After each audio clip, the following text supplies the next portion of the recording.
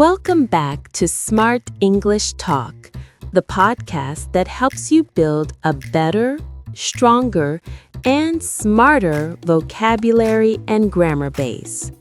I'm Emma, and I'm ready to talk about the fundamental blueprint of language. And I'm Jack. If you're serious about mastering English, you need to subscribe right now, hit that notification bell, or follow us on your favorite platform. We don't just teach English, we teach smart English. Emma, what are we building today? A skyscraper of syntax? That's the perfect analogy, Jack. We are talking about the parts of speech. These 8 categories are the linguistic bricks, mortar, and steel beams of every single sentence you'll ever speak or write. They are non-negotiable building blocks. And why do we, as smart English speakers, need to care about identifying a noun from an adjective? Isn't that just for grammar tests? Absolutely not. It's about function. Knowing a word's part of speech tells you where it belongs in a sentence, how to use it correctly, and how to modify it. It's the difference between saying, I quick run, and I run quickly. It's fluency, precision, and confidence. Perfect. Let's lay the foundation. We're going to tackle all 8, starting with the biggest category of all. Part 1. Nouns. Nouns are the easiest. They name things, people, places, things, or ideas. They are the who and the what of a sentence. Think of them as the subject of the universe. We're talking concrete and abstract here, right? Like my cat, Mr. Whiskers, a tangible thing, versus the concept of freedom, which is abstract. Exactly.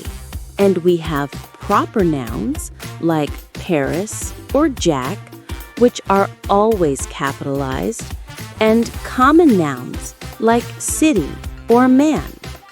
A smart tip for identifying common nouns is if you can put the or a in front of it, it's probably a noun.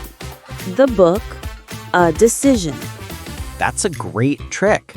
So if nouns are the stars of the show, who are their reliable understudies?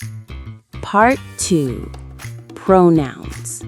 Pronouns stand in for nouns to prevent endless, boring repetition. Imagine if I had to say, Emma said Emma likes Emma's coffee. It's clunky. Instead, I say, I like my coffee. Right, so we've got the usual suspects, personal pronouns like he, she, it, they. But there are other types too that smart learners need to recognize. Correct. We have possessive pronouns like mine and yours. We have reflexive pronouns like myself and themselves. And crucially, demonstrative pronouns like this, that, these, and those. They point things out. Can you give me a solid example sentence that showcases the difference between a demonstrative pronoun and an adjective? That trips people up. Great question. Pronoun, that is my favorite movie. That stands alone as the subject. Adjective, that movie is my favorite. That modifies the noun, movie. The function changes the part of speech. Function is key. Got it. So we have the namers, nouns, and the stand-ins, pronouns. Let's get into some action. Part 3. Verbs. Verbs are the engine of the sentence. Without them, nothing happens. They express an action, like run, or think, or a state of being, like is or seem. And verbs are complex. Smart English talk requires knowing 3 main types. The first is the action verb, which is obvious. She drives fast.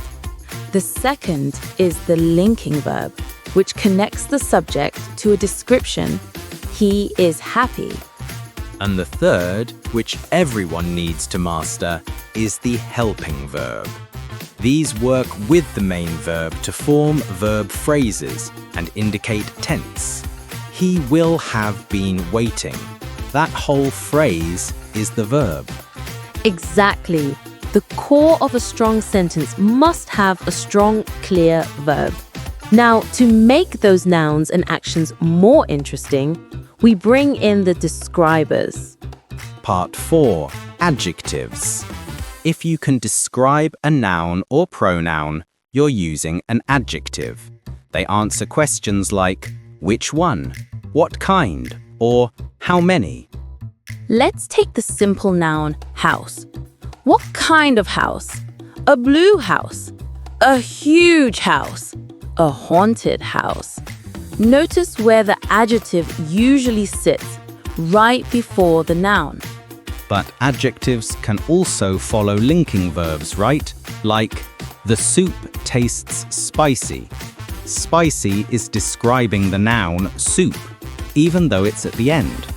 Yes, that's called a predicate adjective, and recognizing it is a sign of a truly smart speaker.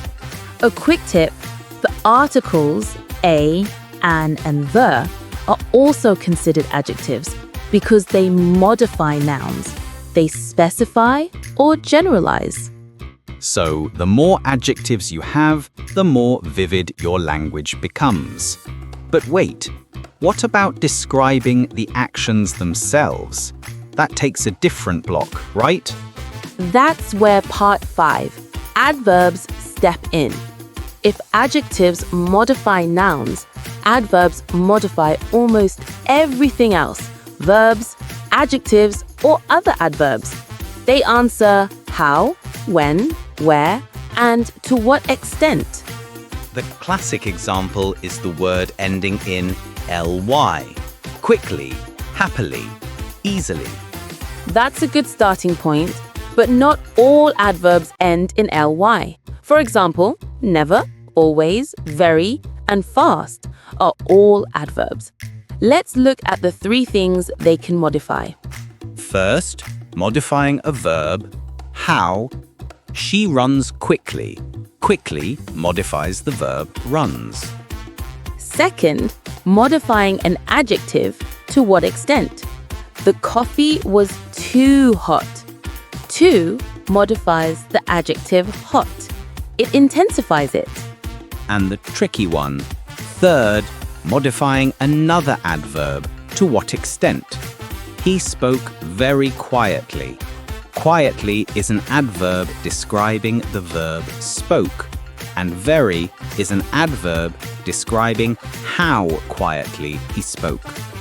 That's the hallmark of a smart English speaker.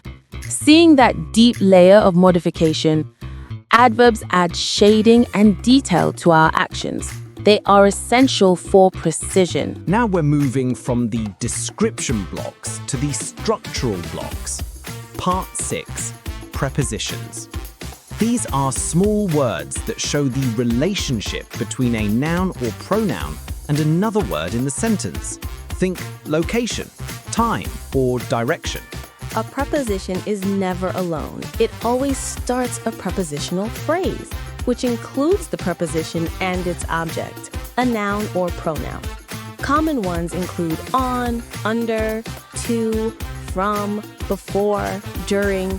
Let's use an example. The book is on the table. On is the preposition. The table is the object. The whole phrase, on the table, tells us the location of the book.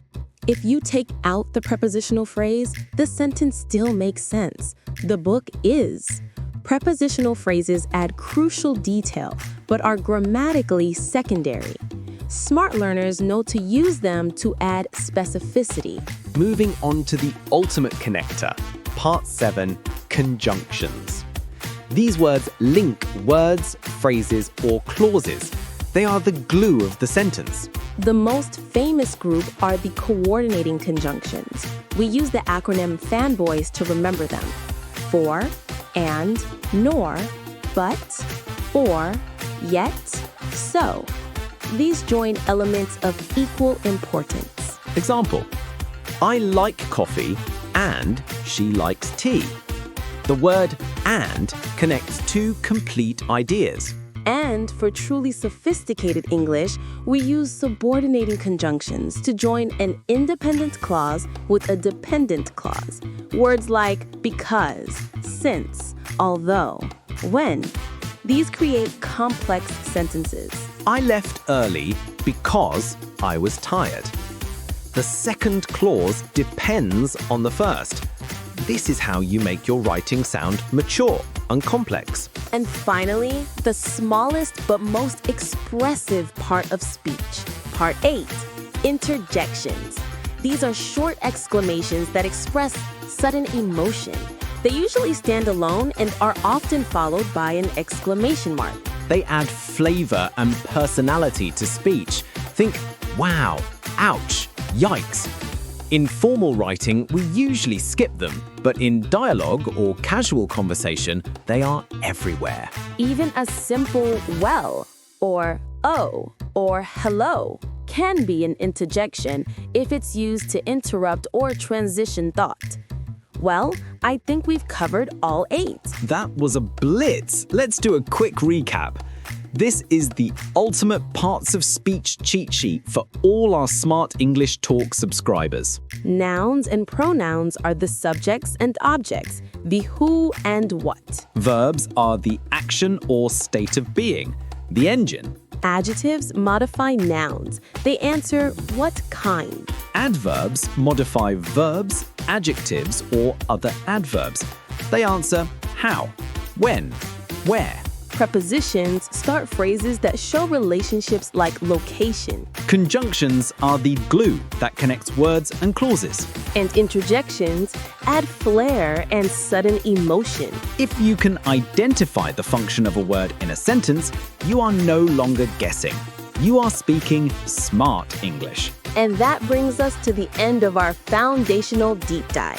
Thank you for building your English with us today. Now for your Smart English homework, go read a paragraph from a book or an article and try to label every single word with its correct part of speech. It's tough, but it's the best practice. It truly is. Remember, if you want more episodes just like this one, packed with practical, confidence-boosting tips, make sure you subscribe to Smart English Talk wherever you get your podcast. Leave us a review too. We love reading them. We'll be back next episode to discuss noun and its types. Until then, keep practicing, keep learning, and keep speaking smart English. Bye for now. See you.